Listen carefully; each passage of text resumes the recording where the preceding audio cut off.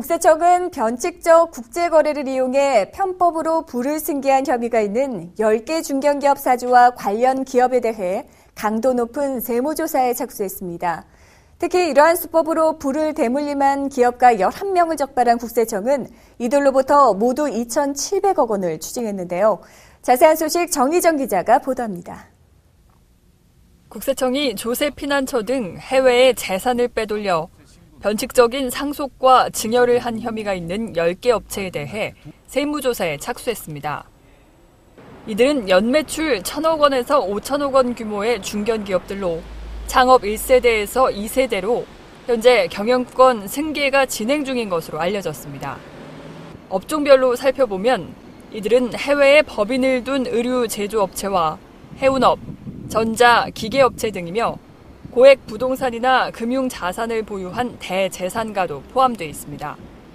국세청은 그동안 소득계층 간의 양극 완화, 공정경쟁 저해 등 여러 가지 폐해를 유발하는 세금 없는 부의 대물림 차단을 세무조사 최우선 핵심 과제로 중점 추진해왔습니다. 최근 계열기업 간 일감 몰아주기 가세가 추진되고 있고 편법적인 상속이나 증여에 대한 사회적 감시가 강화되자 재산을 해외에 은닉하거나 조세피난처 소재 유령업체를 활용하여 변칙적인 상속이나 증여를 시도하는 부의 대물림 행태가 점차 국제화되면서 그 수법도 진흥화, 다양화되고 있습니다. 따라서 국세청은 공정경쟁을 저해하고 국부의 해외 유출을 초래해 국내 성장 잠재력을 잠식하는 이런 현상에 주목하고 해외 정보 수집을 강화하는 등 적극적으로 대응해왔습니다. 이렇게 부도덕한 방법으로 경영권을 승계한 뒤 세금을 제대로 내지 않는 사례가 크게 늘면서 국세청은 올해 들어서만 11건을 적발해 2,783억 원을 추징했습니다. 적발된 이들은 제조, 무역, 해외 자원개발업 등 국제 거래를 이용한 대물림 기업과 해외 재산 은닉을 통해 변칙 상속, 증여한 전문직 종사자 등입니다. A법인의 사주 김모 씨는 조세피난처인 버진 아일랜드에 해외 펀드를 만들고 국내 관계회사 주식을 저가로 양도했습니다. 이후 펀드 출자자 명의를 아들 이름으로 바꿔 아들에게 세금 부담 없이 경영권을 승계했습니다. 국세청은 이들에게 법인세와 증여세 800억 원을 추징하고 조세범 처벌법에 따라 고발 조치했습니다.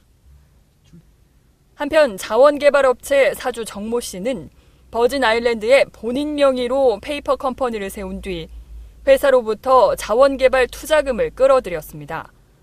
정 씨는 막대한 이익을 냈지만 원금만 국내에 보내고 수백억 원의 투자 소득은 해외 계좌에 은닉했습니다. 또 아내 명의로 미국의 고급 아파트를 구입해 편법 증여했습니다. 국세청은 정 씨에게 소득세, 증여세 등 250억 원을 추징했습니다. 이들은 공통적으로 비과세, 저세율의 파격적인 세제 혜택이 가능한 조세피난처를 자금 도피처나 역외 탈세의 통로로 이용했습니다. 따라서 국세청은 앞으로도 이런 기업들의 해외 자산 은닉이나 국제거래를 이용한 편법적 상속, 증여 시도 개연성을 면밀히 살펴본다는 계획입니다. 세무조사 과정에서는 외국 가세 당국과의 저세정보 교환, 동시 파견 조사 등 강화된 국제공조 수단을 적극 활용하고 해외 금융계좌를 통한 자금 흐름은 물론 실질 기속자를 끝까지 추적하여 가세할 예정입니다. 국세청은 특히 대재산가의 편법, 탈법을 동원한 부의 세습은 일반 국민들에게 큰 박탈감을 심어주고 국부의 해외 유출을 초래하며 공정사회의 근간을 위협하는 요인이라고 강조했습니다. 따라서 앞으로 국세청은 외국 국세청과의 국제공조 체제를 더욱더 강화하고 현장 중심의 치밀한 해외 정보 수집으로 세금 탈루 혐의가 있는 개인이나 사업가에 대해서는 엄정하게 가세함으로써 잘못된 부의 편법 대물림 풍조를 획기적으로 개선하고 이로 인한 피해를 방지하는 데 최선의 노력을 경주해 나가겠습니다. 부유층의 부도덕한 행위를 뿌리 뽑기 위한 국세청의 노력과 더불어 누구보다도 성실하게 세금을 내야 한다는 부유층의 사고 전환이 절실한 때입니다. 매거진 리포트 정의정입니다.